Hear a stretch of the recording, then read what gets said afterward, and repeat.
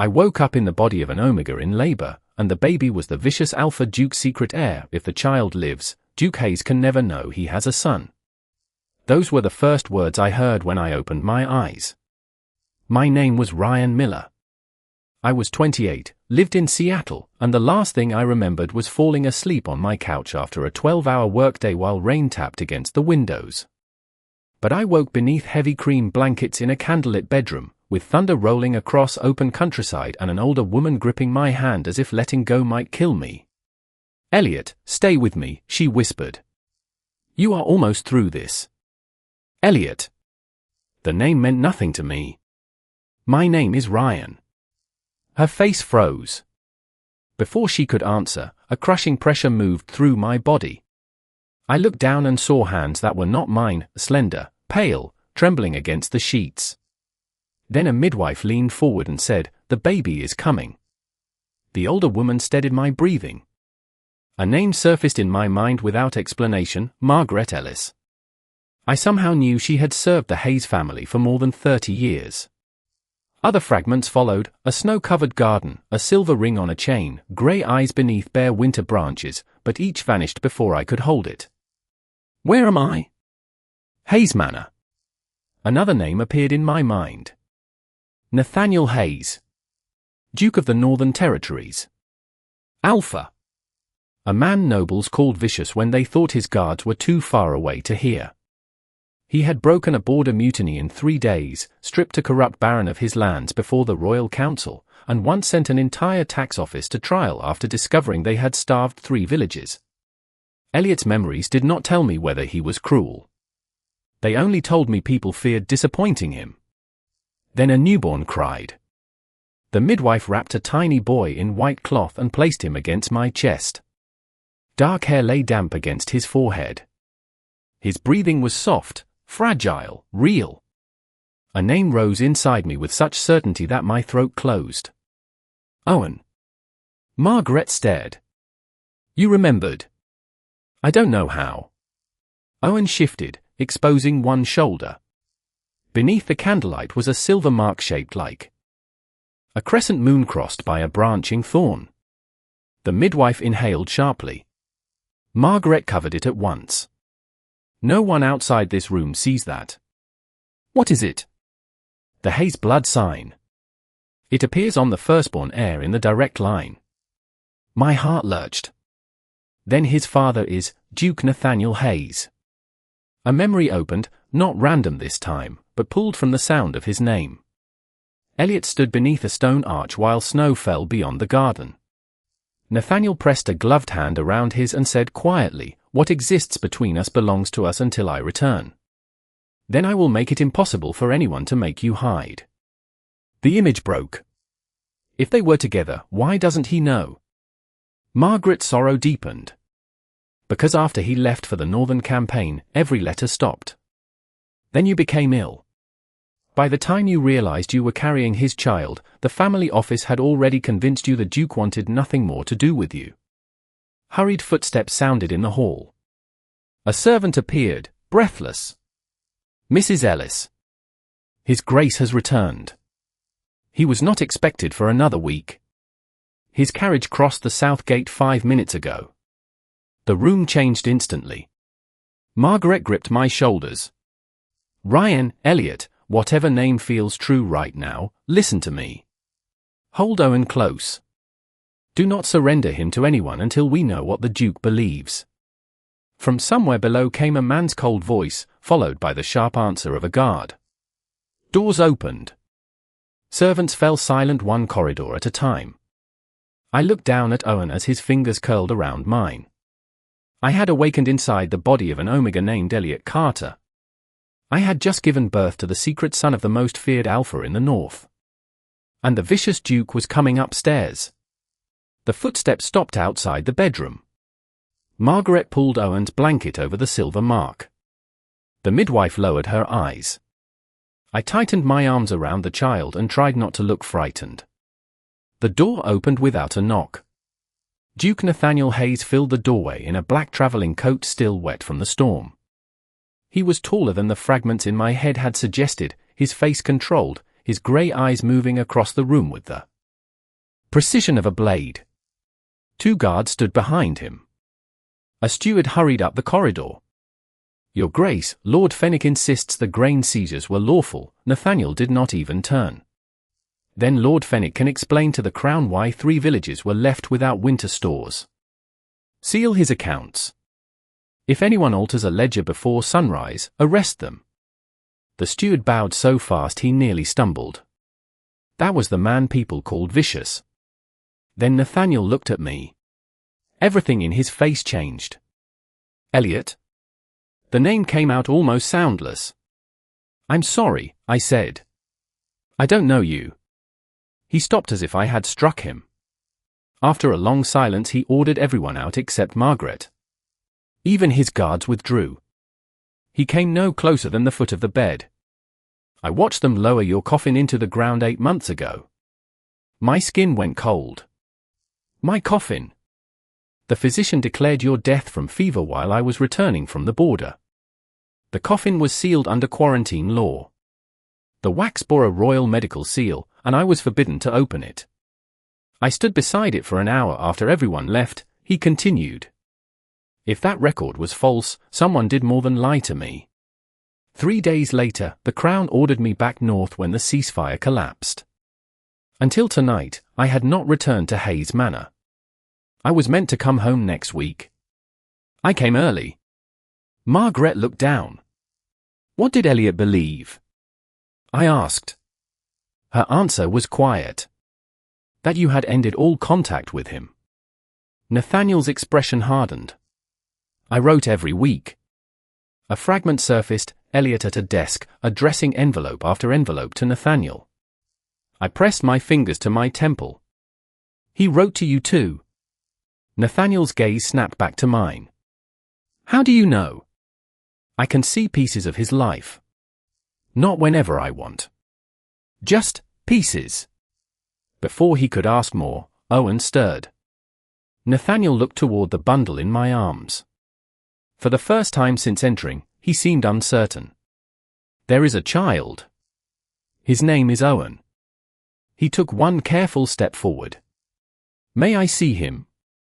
I lowered the blanket enough to reveal Owen's face. Nathaniel stopped breathing. Owen opened his eyes briefly. Storm grey, exactly like his. Then the blanket slipped from one shoulder. The crescent thorn mark shone pale against his skin. Nathaniel's composure cracked. That mark cannot be forged, he whispered. What does it mean? He looked at me, and the feared Duke suddenly looked like a man standing at the edge of something too large to survive unchanged. He is my son. Silence swallowed the room. Nathaniel did not reach for Owen. He did not claim him. His hands remained at his sides. Did Elliot know about the pregnancy? He asked. I don't know. Margaret answered instead. He knew. He tried to write to you. Nathaniel's eyes turned cold again, but this time the cold was not for me. Who handled his correspondence? The family office. Who controlled it while I was away? Margaret hesitated. Nathaniel's voice dropped. Say the name. Victor Hayes. His cousin. I knew the name before I knew why it frightened Elliot's body. Nathaniel looked at Owen again. No one outside this room learns about the blood mark tonight. No one moves either of you. My shoulders tensed. He noticed immediately. Without your consent, he added. I will protect this room. I will not own it. Then he turned toward the door. If someone forged your death, intercepted my letters, and hid my son inside my own house, they have mistaken my absence for weakness. For the first time, I understood why powerful men feared Nathaniel Hayes. And for the first time, I wondered what would happen when the person who had erased Elliot discovered that the vicious Duke now knew Elliot was alive. By morning, Hayes Manor felt less like a home than a fortress preparing for siege. Nathaniel placed guards at the staircases and replaced every servant assigned to my meals. He did not post men inside my room, which mattered more than I expected. Margaret tasted the tea herself before handing it to me. Owen slept in a cradle near the window, his tiny fist tucked beside his cheek. Nathaniel returned shortly after sunrise carrying a narrow leather folder. "I checked the household archives," he said. "For months of correspondence records are missing." "Only 4? The 4 months before your supposed death." He set the folder on the table. Inside was a copy of the quarantine notice attached to Elliot's burial record. Even without understanding the law, I could see Nathaniel's anger in the way he held the page. "The physician's seal is genuine," he said, "but the serial mark beneath it belongs to a shipment of blank certificates issued to the Hayes estate while I was away. Meaning someone here had access to the forms." "Yes." Margaret entered with Elliot's winter coat folded over one arm. "There is something else." A tear in the lining had opened overnight. Hidden inside was a thin silver chain with a ring attached. The moment I touched it, a memory came sharply into focus. Snow. A stone arch, Nathaniel fastening the chain around Elliot's neck. "This is not from the Duke," he had said. "It is from me." "What does it mean?" "That when I come back to you." The memory changed because the object in my hand anchored it. Elliot sat at a desk weeks later, thinner, exhausted, writing a letter. He mentioned the pregnancy. He begged Nathaniel to answer. Then he carried the envelope into a corridor where a man in a dark coat waited beside the stairs. I could not see the man's face, but I saw a heavy Hayes signet ring. "I will make certain His Grace receives it," he said. "You said that about the others." The man laughed softly. Then the memory ended. "Someone took his letters," I said. Nathaniel did not interrupt. I couldn't see his face. He wore the family crest.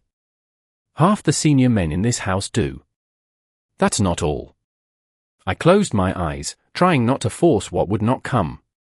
Elliot didn't trust the medicine he was being given. Margaret went still. "The blue bottles. You remember them?" "I remember collecting the empty ones." The orders came through the family office, supposedly from the estate physician. Nathaniel's jaw tightened. "Do any remain?" "Possibly." Elliot hid things when he became frightened. For the next hour we searched only Elliot's old belongings, not the entire manor. Inside the false bottom of a sewing box, Margaret found one empty blue vial wrapped in cloth. Nathaniel did not touch it. "We need someone outside Hayes' influence to examine this." As he spoke, footsteps sounded. In the corridor, a young footman appeared, pale. "Your Grace, Lord Victor requests access to the family archives. He says you have no authority to seal records belonging to the whole house." Nathaniel looked at him. "Tell my cousin the archives remain closed." The footman swallowed. He said he would appeal to the council. Nathaniel's mouth barely moved. "Then tell him to bring excellent lawyers." The footman fled. I stared at him. "You really are terrifying." A dry expression crossed his face. "Only when people earn it." Owen began to fuss. Nathaniel looked toward him and the severity vanished so quickly it almost felt private. Someone in this house had forged a death, stolen letters, and kept Elliot sick. Victor was already pushing back against the investigation. But for the first time, the mystery no longer belonged only to Elliot's broken memories. We had a false certificate. We had the hidden vial. And somewhere in Hayes Manor, someone was getting nervous enough to fight back. Nathaniel did not question Victor that day. Instead, he took me to a locked room at the end of the western corridor. He carried Owen himself, with the solemn concentration of a man transporting a crown jewel. Margaret followed several steps behind us. The room beyond the door was small and private. A blue scarf lay over the back of a chair. A chipped cup painted with yellow flowers sat beside a cold fireplace. A half-read novel rested face down on a table. My chest tightened before any memory came. "This was Elliot's room," I said. Nathaniel nodded. "And mine when I needed 1 hour in which no one called me Your Grace." He opened the bottom drawer of a writing desk. Inside were bundles of letters tied with dark green ribbon. "My drafts," he said. "Every letter I sent you from the border." I opened one. Nathaniel complained about frozen roads, corrupt supply officers, and tea that tasted like boiled leather. At the end he had written that he missed the terrible amount of sugar Elliot put in everything. Another letter described a cottage near the southern gardens he wanted repaired. A third was only a page long. "I am counting the days. I hope you still are too." I had expected the feared Duke to write like a man issuing commands. Instead, the pages were embarrassingly human.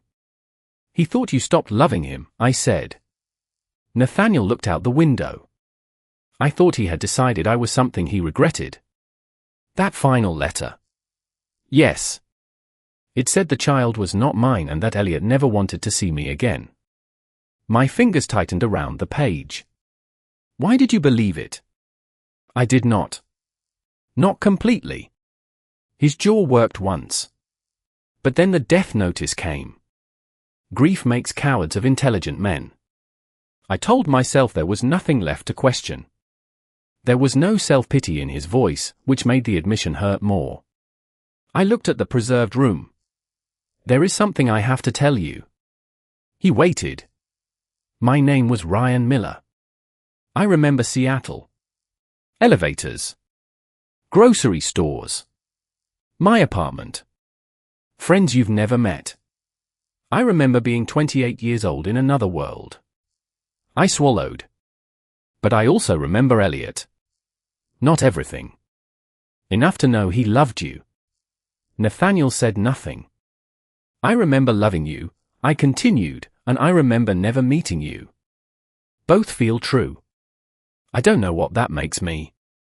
He set Owen carefully in the cradle Margaret had brought and turned back to me. "What do you want me to call you?" The question caught me off guard. "I don't know." "Then I will not decide for you." "You loved Elliot." "I did." "What if he never comes back the way you want?" Pain crossed his face, but he did not look away. "Then I mourn what is gone and learn who is here." Something in my throat tightened. He stepped closer, stopping well outside my reach. "Elliot's love is not a debt Ryan owes me. And Ryan's confusion does not make Elliot's life less real. I can survive uncertainty." A faint laugh escaped me. "You don't look like a man who enjoys uncertainty." "I despise it." That made me laugh properly for the first time since waking. Nathaniel's expression softened. Then voices erupted somewhere below. A man shouted. A door slammed. Nathaniel's entire posture changed. A guard appeared. "Your Grace," one of Lord Victor's clerks tried to remove 2 archive boxes through the east gate. "Stop the carriage. Do not hurt him unless he resists." "And Lord Victor?" Nathaniel's eyes became ice. "Escort him to his rooms. If he leaves them before I permit it, arrest him." The guard hesitated. "He is family." Nathaniel looked at him once. The guard bowed. "Yes, Your Grace." After he left, I stared at Nathaniel. "People rarely meet you in rooms like this," I said. His mouth curved faintly. "That is probably better for my reputation." But my attention had shifted to the archive boxes. Victor had moved from objections to removing records. Whatever Elliot had survived, we were getting close enough to make the man behind it afraid. Dr. Claire Morgan arrived from the capital the next morning with a leather medical case and no visible interest in being impressed by dukes. Nathaniel had chosen her precisely because she was outside the Hayes medical network. She examined the blue vial, scraped residue from the glass, and compared it with a registry of restricted compounds. "This is silverleaf concentrate," she said. "In controlled doses it can be useful. In this concentration, taken daily, it would cause severe fatigue, confusion, memory loss, and could trigger early labor." Margaret gripped the back of a chair. "So Elliot was being poisoned?" I asked. Claire chose her words carefully. "Medically weakened. Whether the intention was to kill him, control him, or make him appear unstable requires evidence. She turned to Nathaniel. Every restricted batch is logged. If the label has not been falsified, I can trace where it was purchased. While she worked, Margaret remembered another name. Isaac Cole. He had been a junior records clerk during Nathaniel's campaign and had disappeared from the manor shortly before Elliot's supposed death. Everyone had assumed he resigned. Nathaniel sent 2 guards to the village where Isaac's sister lived, with explicit orders that he was to be invited, not dragged back. Hours later, before they returned, Margaret took us beneath the oldest wing of the manor. At the center of a circular stone room stood an oval mirror framed in tarnished silver branches. "The moon glass," she said. "Old Hayes records say it reacts to blood, memory, and bonds." I almost laughed. Then I remembered I had woken in another man's body while carrying memories from Seattle. When I touched the frame, the surface brightened. I saw no helpful villain, no perfect answer. I saw my Seattle apartment reflected behind Elliot's candlelit room. For a moment my old face and Elliot's current one occupied the glass at once. Then both blurred into the same silhouette. The mirror went dark. "That's it," I whispered. Margaret looked almost disappointed. Nathaniel did not. "Perhaps it is not supposed to tell you who you are." I stared at my reflection. For days I had wanted a magical object to settle the question for me. Instead it had given me only an image I could interpret a dozen ways. Ryan had existed. Elliot had existed. Whatever had happened between those lives, neither felt fake. "I don't think one of us replaced the other," I said slowly. "I think I'm carrying both histories.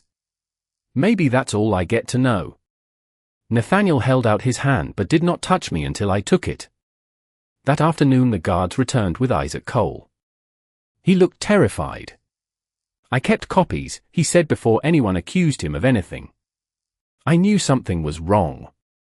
From inside his coat he produced several thin routing slips, yellowed and folded. They showed that Elliot's letters had been diverted from the military post to the private family office before leaving Hayes' property. The authorization initials were not Victor's name, they were a household code. Claire placed her registry beside them. The same code had been used to approve the Silverleaf purchases. Victor's private administrative code. "A code can be used by another person," he said. Isaac nodded quickly. "That's why I kept this." He produced a final paper, an instruction ordering all correspondence from Elliot Carter to be screened personally before dispatch.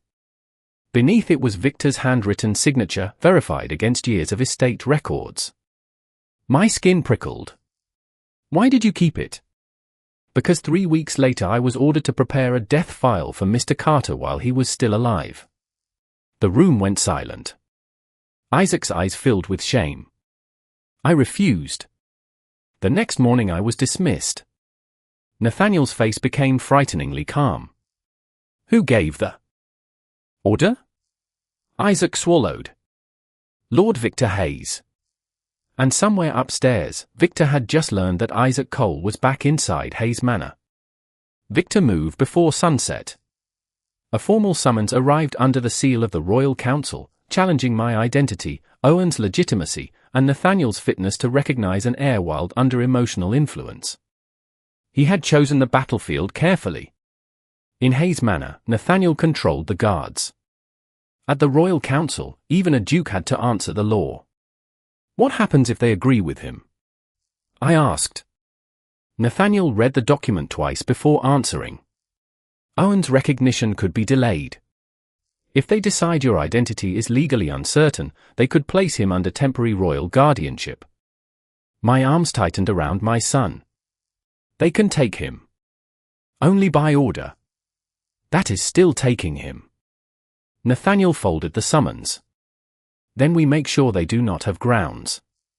The old instinct in him was visible, the man who solved problems by command, seizure, and force. For a moment I could almost see him ordering Victor dragged from the estate and daring the crown to object. Instead, he looked at me. What do you want to do? The question mattered. We go. You do not have to testify before you are ready. If I stay silent, Victor gets to explain who I am for me. I looked down at Owen. Elliot already lived through that once. Nathaniel nodded. We go. The next 2 days became an investigation instead of a hunt for convenient memories. Claire traced the silver leaf batch to an apothecary in the capital. The purchase had been paid through a Hayes discretionary account controlled by Victor's office. More important, the apothecary still had the original order naming Elliot Carter as the recipient, even though the estate medical book listed the medicine as harmless iron tonic. Isaac identified the routing system used to intercept Elliot's letters. Margaret found copies of 3 drafts Elliot had hidden between the pages of an old prayer book. Nathaniel produced his own border dispatch logs proving replies had been sent on corresponding dates. Then came the coffin. The physician who had signed the quarantine certificate had vanished months ago, but the undertaker had not. Nathaniel's investigators found him 2 towns south. His written statement was simple and devastating: no body had ever been delivered to him. Victor's office had sent a sealed coffin with instructions that it could not be opened due to infectious fever. The undertaker had assumed the body was already inside. Nathaniel read the statement without speaking. You buried an empty coffin, I said softly. I buried what I believed was you. The difference hurt. That night I found him alone outside the room where Owen slept. I should have broken it open, he said. You had a quarantine seal, a physician's certificate, witnesses, and a country just out of war. I am Nathaniel Hayes. I have ignored more dangerous orders than that. Because you thought obeying this one protected other people. He looked at me. You don't get to rewrite the past so the villain's plan becomes your moral failure. The word surprised both of us. Nathaniel exhaled slowly. I liked you better when you were afraid of me. No, you didn't. No, he admitted. I did not. For a moment the danger around us receded. Then a knock came. A council courier stood outside with a sealed notice. Victor had requested that Owen be placed under provisional royal guardianship during the hearing, arguing that the child was evidence in a disputed succession. Nathaniel read the sentence once. His expression became the one that had frightened generals and corrupt nobles. If anyone refers to my son as evidence in front of me, he said quietly, I may test how much restraint the council expects from a vicious duke. I almost smiled. But the threat beneath the paper was real. Victor was no longer trying merely to erase Elliot's past. He was trying to take Owen in the present. And this time, I would be standing in the room when he tried. The Royal Council chamber looked nothing like the courts I remembered from Seattle. Pale stone walls rose beneath carved beams, and rows of nobles sat behind long desks beneath the crown's crest. Victor Hayes stood across from us in a dark blue coat, composed enough to look bored. That calm was his weapon. He did not look like a man who poisoned an Omega or forged a death. He looked like a respectable relative asking inconvenient questions. The chief counselor opened the hearing. Victor's attorney spoke first. He described Elliot as mentally unstable after prolonged illness, questioned whether I was truly the same person, and argued that Owen's blood mark should not determine succession until the identity of his parent had been legally settled. Then Victor finally looked at me. Which man asks this council to trust him, he said. Elliot Carter, or Ryan Miller? There it was. If I chose Elliot, Ryan's memories became proof of instability. If I chose Ryan, Victor would call me an imposter living in Elliot's body. My hands trembled beneath the table. Nathaniel shifted beside me, but he said nothing. He was letting me answer. Both histories are mine. Victor's attorney smiled faintly. Convenient. No, I said. Terrifying. The room quieted. I remember Seattle. I remember a life no one here can verify. I also remember Elliot's fear, his love for Owen before Owen was born, and pieces of what happened in Hayes Manor. I am not asking this council to convict anyone because of those memories. I looked toward the evidence table. I am asking you to examine records. That changed the room. Isaac Cole testified first. He explained how Elliot's letters had been diverted and produced the signed screening order. Victor's attorney attacked his credibility. You were dismissed from Hayes' service. Yes. You resent Lord Victor. I was dismissed because I refused to prepare a death file for a living man. A murmur spread through the chamber. Claire followed with the Silverleaf Registry and the apothecary's original order. She refused every attempt to exaggerate. Can you prove Lord Victor intended to harm Elliot Carter? The attorney demanded. No, Claire said. Victor relaxed. Can you prove the medicine was falsely labeled in the estate records? Yes. His relaxation vanished. Then the undertaker's sworn statement was read aloud. No body had ever been received for Elliot's burial. Nathaniel's jaw locked. Victor's attorney stood. None of this proves Lord Victor placed an empty coffin in the ground. Administrative offices act through many employees. The chief counsellor turned to me. Do you have anything beyond documents linking the acts to Lord Victor's office? I thought of the North Nursery. I remember being confined there. Victor's attorney immediately objected. I know memory is not proof, I said. So inspect the room. Victor's gaze shifted for the first time. Only slightly. But I saw it. The North Nursery has been unused for years, he said. I looked at him. Then an inspection should find nothing. Silence. The chief counsellor considered us for a long moment. Granted. Victor's attorney rose. On what basis? On the basis that a disputed death, controlled medicine, intercepted correspondence, and an alleged secret confinement all touch the same estate administration. The counsellor struck the desk once. A royal examiner will leave for Hayes Manor today. Victor did not protest again. That frightened me more. As the hearing adjourned, his eyes met mine. For the first time, there was no polite concern in them. Only calculation. Outside the chamber, a guard hurried toward Nathaniel with a message from the estate. The archive clerk Victor had tried to send away 2 days earlier had been found unconscious beside the East Road. Alive. In his coat was a brass key stamped with the number of the North Nursery. Victor had not confessed. He had done something worse. He had given us a reason to search before he could erase what remained. The royal examiner reached Hayes Manor before midnight. By dawn, the North Nursery had been opened in the presence of council officers, Claire, Margaret, and 2 independent clerks. The room looked harmless. Pale wallpaper. Covered furniture. Dust. Then the brass key opened a narrow cabinet built behind the wardrobe. Inside were medical ledgers, routing slips, and a locked cash book. Nothing carried a convenient written confession.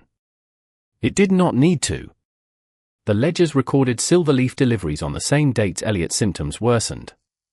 The cash book showed private payments to the former estate physician. Each payment had been authorized through Victor's account and countersigned by the clerk found on the East Road. He had regained consciousness by then and confirmed that Victor's office had ordered him to remove the records and leave the estate. He had hidden the nursery key rather than surrender it. More damaging was a stack of correspondence control forms. The first orders simply redirected Elliot's letters. Later orders required that no message bearing his name leave the estate without private review. The final document instructed staff to transfer the patient to the North Nursery and restrict visitors because his condition might cause scandal. Victor's signature appeared at the bottom. The council reconvened that afternoon. This time Victor did not smile. His attorney argued that every decision had been made for medical security and family privacy. It was a colder, smarter defense than denial. Lord Victor managed an estate during wartime, he said. He relied on a physician. If that physician abused medicine, Lord Victor should not be transformed into a criminal because he signed administrative paperwork. The chief counsellor nodded. Then let us hear from the physician. The doors opened. 2 royal guards escorted in Dr. Malcolm Vane, the former Hayes physician. Nathaniel had not found him. The crown had. Vane looked exhausted. He also looked terrified of Victor. The counselor placed the recovered cash book before him. Were you paid to administer Silverleaf to Elliot Carter? Vane closed his eyes. Yes. By whom? Victor's attorney objected, but the counselor overruled him. Vane looked toward Victor. Lord Hayes's office. His office or the man? The man. Victor finally stood. He is bargaining for mercy. Of course he is, the counselor said. That is why we have records. One by one, the dates were matched. Silverleaf purchase. Payment. Restricted visitor order. Intercepted letter. False death file preparation. Then the quarantine certificate. A forensic clerk from the Crown showed that the medical seal had been genuine but applied to the certificate weeks after the serial number had been logged for a different purpose. Vane admitted he had given Victor access to the seal. The room changed. Victor was no longer defending isolated administrative acts. He was surrounded by a chain. I stood only when the counselor invited me. I don't need you to believe Seattle, I said. You don't need to decide today why I remember another life. Believe what Elliot left behind when no one believed him. I pointed to the records. He wrote. They stopped the letters. He resisted medicine. They increased control. He remained alive. They prepared his death anyway.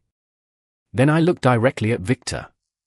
You tried to make my identity the case because you thought confusion would hide paperwork. Victor's face hardened. You were a threat to the stability of this house.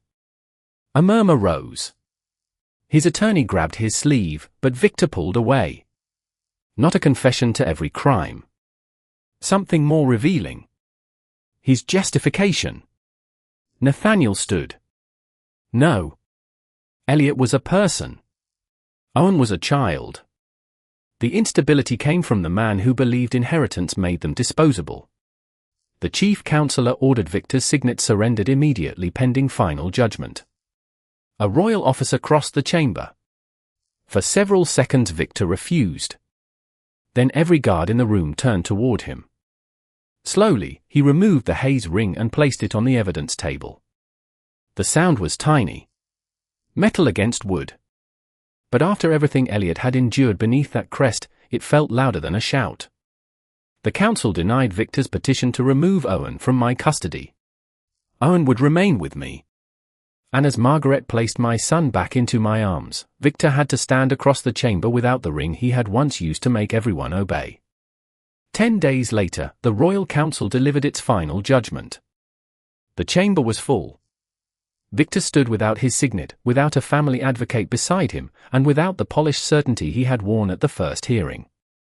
The chief counselor read the findings aloud: intercepted correspondence, fraudulent medical records, restricted medicine, payments to Dr. Vane, a death file prepared while Elliot was alive, and a false quarantine burial designed to erase both Elliot and Owen from the Hayes succession. Then came the sentence. Victor was stripped of every succession right, removed permanently from Hayes' financial authority, and sentenced to confinement under royal supervision. Assets tied to the scheme were seized. Dr. Vane lost his medical license and received a separate sentence for falsifying records and administering restricted medicine. A herald stepped forward carrying a small wooden block. Victor's personal Hayes seal was placed on it. The hammer fell once. The metal stamp cracked down the middle. Only then did I realize I had been holding my breath. For months, that crest had appeared in Elliot's memories as a threat on letters, orders, bottles, and locked doors. Now it was broken in front of him. The chief counselor turned toward Owen. Let the record show that Owen Carter Hayes is the lawful firstborn son of Duke Nathaniel Hayes and recognized heir of the direct line. Nathaniel did not look at Victor. He looked at me. That mattered more. The ruling also cleared Elliot of fraud, unlawful magic, and every accusation attached to his disappearance. My memories of Ryan Miller were recorded as an unexplained spiritual condition, not proof that Elliot's identity had been stolen. The council did not tell me which life was more real. For once, no one tried. Outside the chamber, Nathaniel stood beneath the stone arches while I held Owen.